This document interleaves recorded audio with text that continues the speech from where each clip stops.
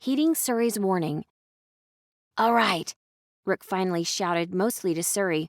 "We agree it should happen, but—" He glanced around at his friends, finding confirmation in each of their eyes.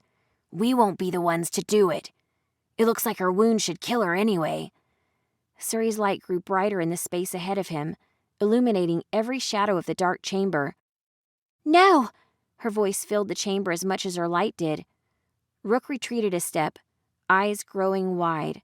Suri had never been so angry before. Suri was suddenly beside him. She looked up, and when she spoke, her voice was far softer. "I understand human compassion. It's one of your finest traits. But if none of you will do what must be done, I will manifest fully and do it myself." She extended a hand up towards him, burning with violet light. "I can spare you the pain." Rook made to take the offered hand, then stopped himself.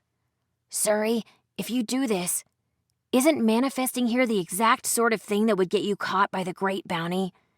Isn't that against the rules?" "Yes," Melody shouted from the ground, voice as angry as it was desperate. "She can't help you. If you want to kill me, you have to do it yourself." Suri shook her head, thrusting her hand closer to him. "There are exceptions. Punishing trespassers is one of those. We're allowed to clean up our own messes. I'll even get a small reward from the Great Bounty for doing so." Suri said it with a fury in her eyes that Rook had never seen. Rook took the offered hand. At first his fingers passed through nothing, as they always did when Suri was around. A few more seconds and he felt soft flesh there. Delicate fingers were charged with fizzing static electricity.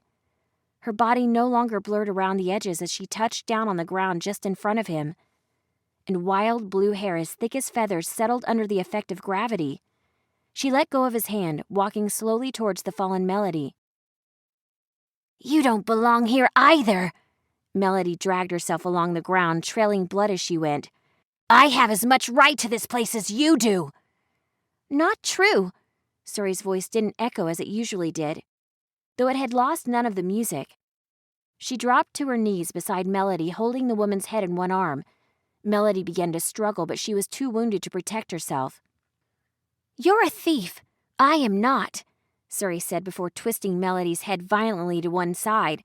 Melody briefly spasmed before going still. From Melody's mouth, a thick miasma leaked out onto the floor, and Suri whispered something as a small bubble encapsulated the ichor. "That should keep it trapped until agents of the Great Bounty arrive." Suri walked back to Rook, apparently unmoved by the life she had just taken. "You shouldn't," Rook began, finding himself struggling to form sentences. "You should stay. Like this, I mean." Suri smiled up at him, wrapping two thin arms around one of his. "Sorry, Rook. It doesn't work like that." She started to float, and the weight vanished from his skin. "You did the right thing. That mortal deserved justice." Suri vanished in a flash, taking her violet light with her. Rook reached out with his other hand, touching his arm where Suri had been. "Hey, so," Remy spoke from beside him, clearing her throat. "Anything worth protecting with a monster is probably worth investigating, right?" She looked sideways towards Nightingale. "Maybe that's where he kept his information." "Yeah." Nightingale walked past the corpse, never looking down. "Let's take a look."